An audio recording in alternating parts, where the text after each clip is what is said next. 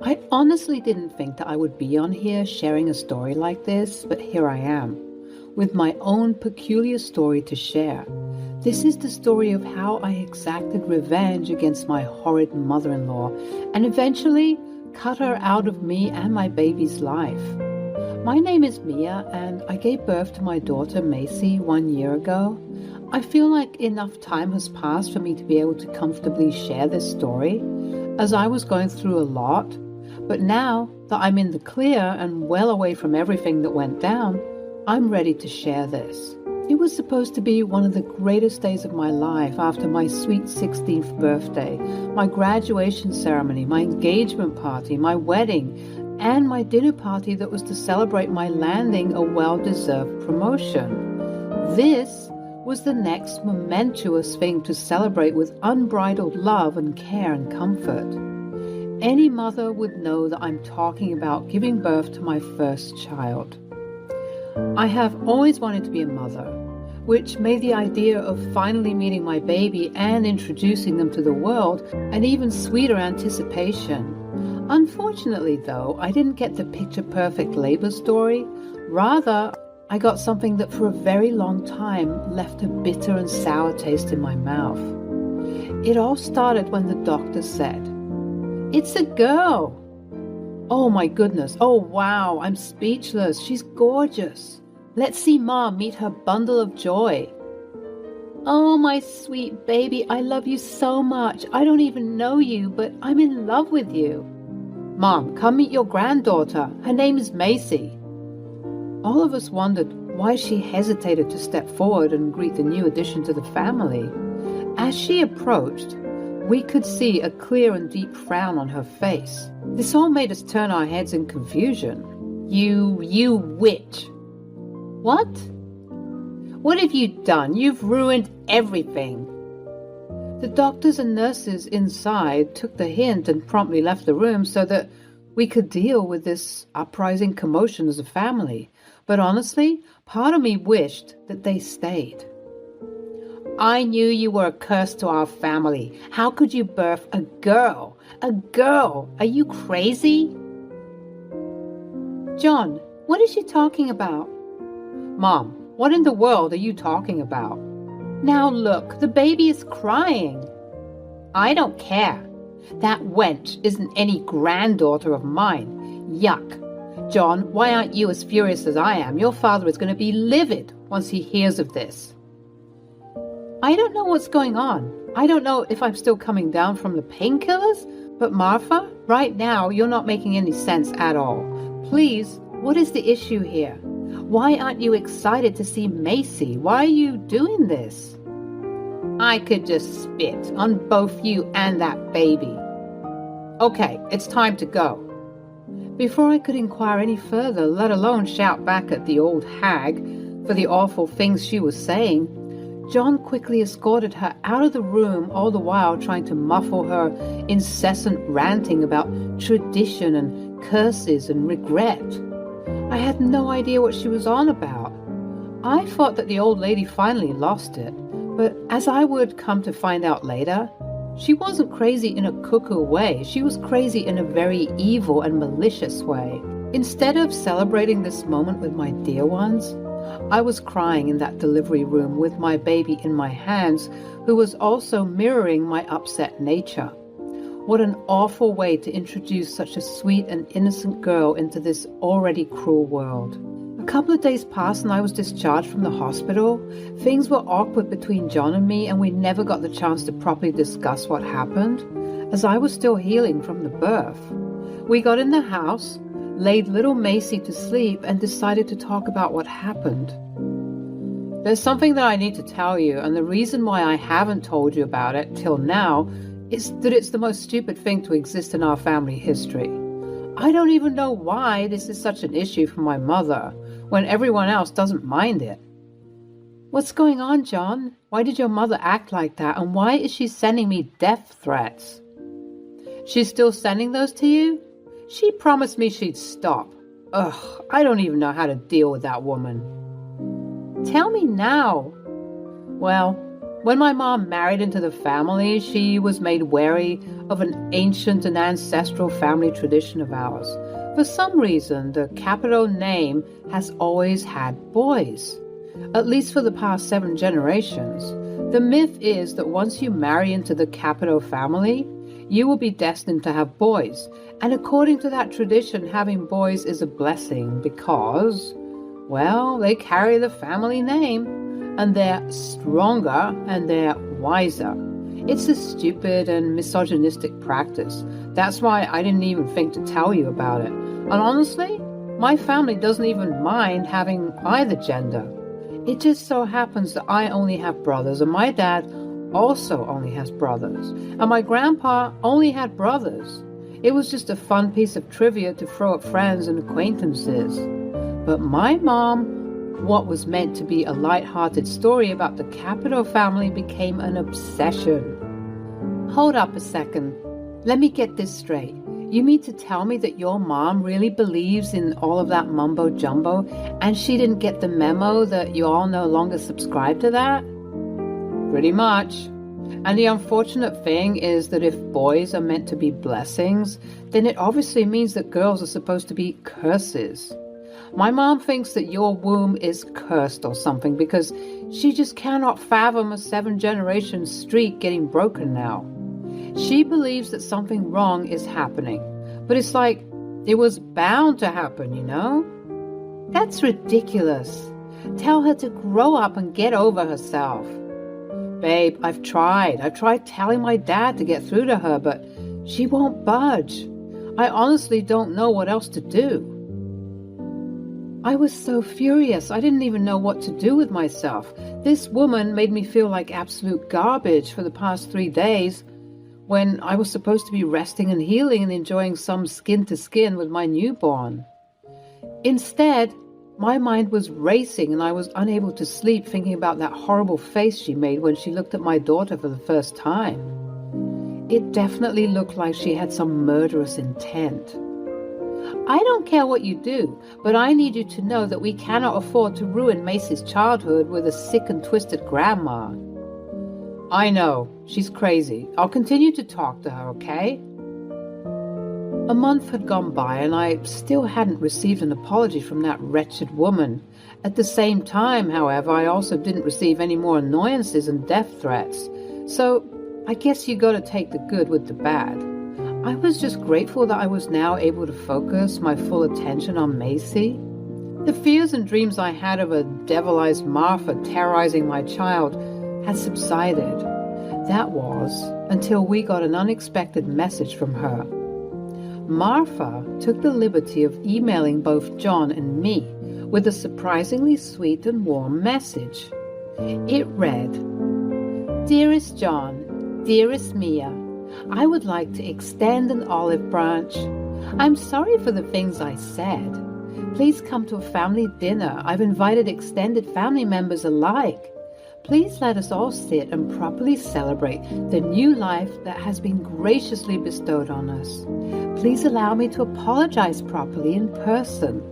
With love always, Mom." Okay, so the apology could have been a bit more sincere.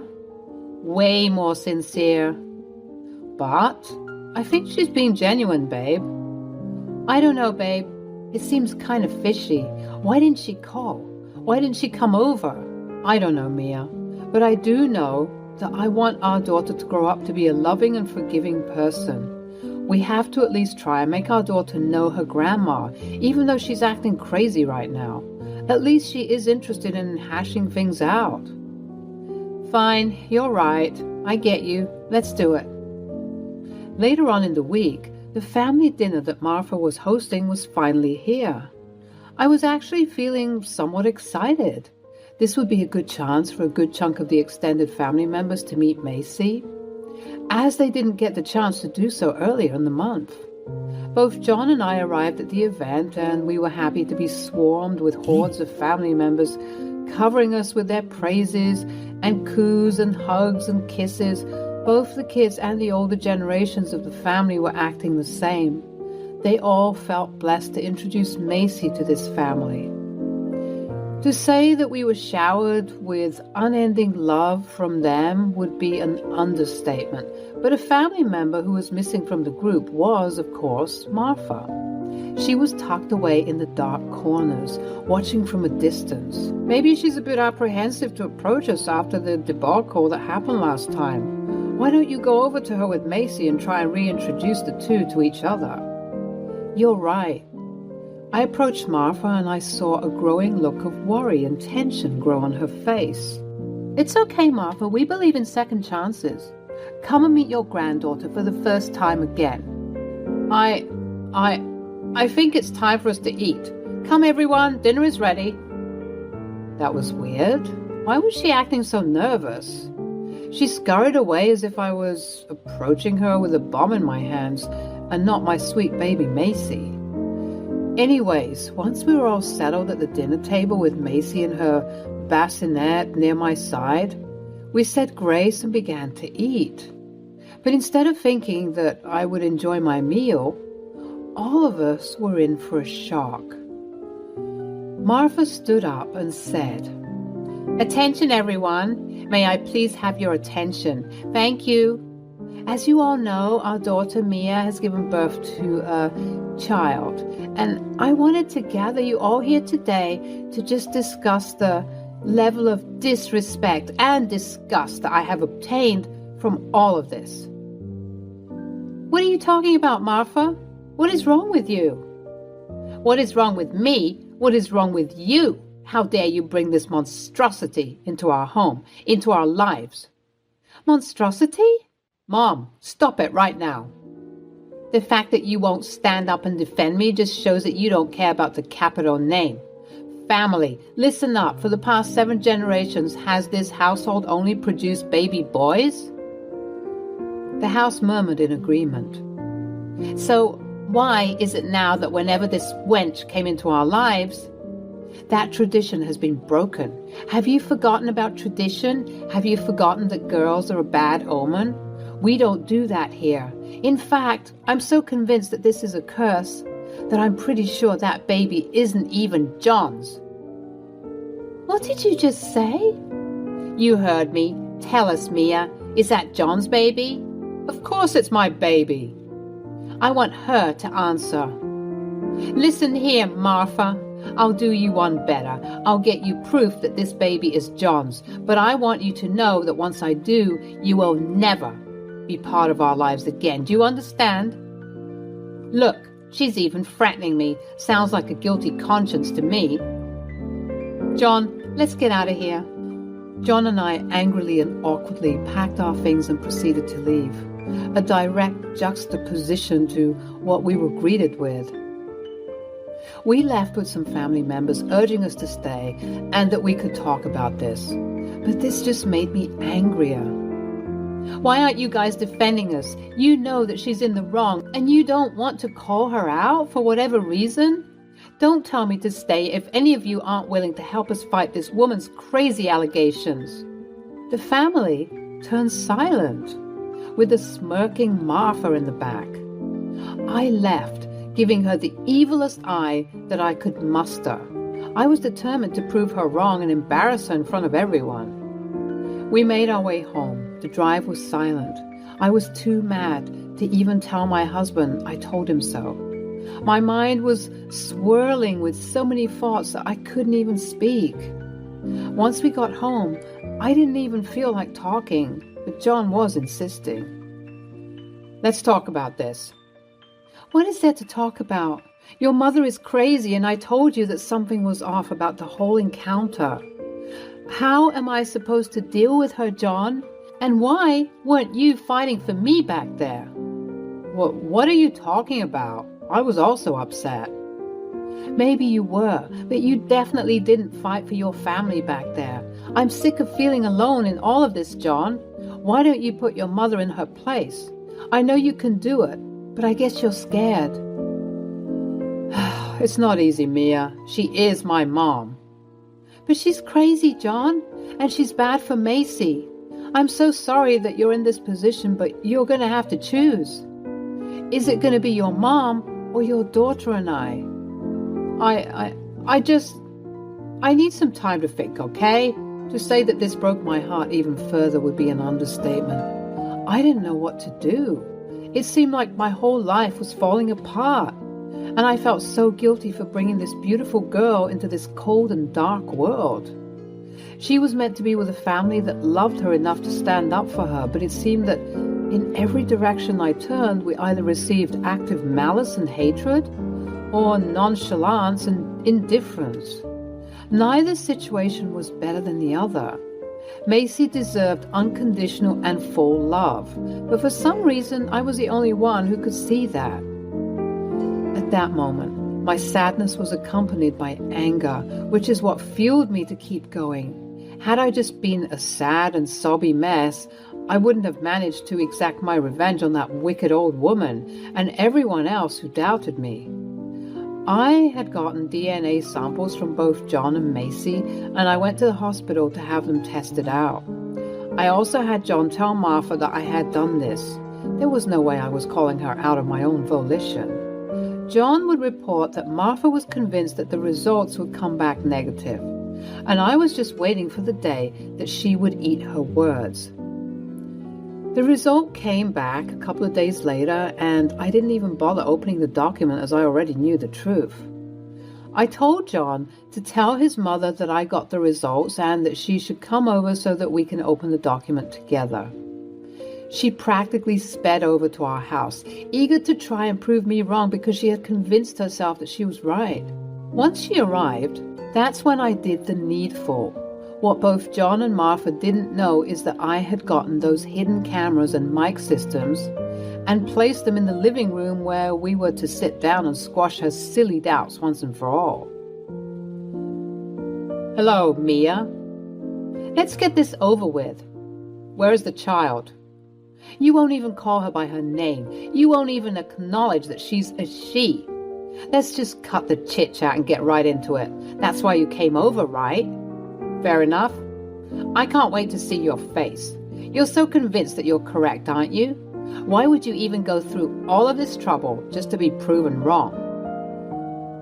John, can you please tell your mother to back up out of my face before I do something I'll regret? Oh, scary.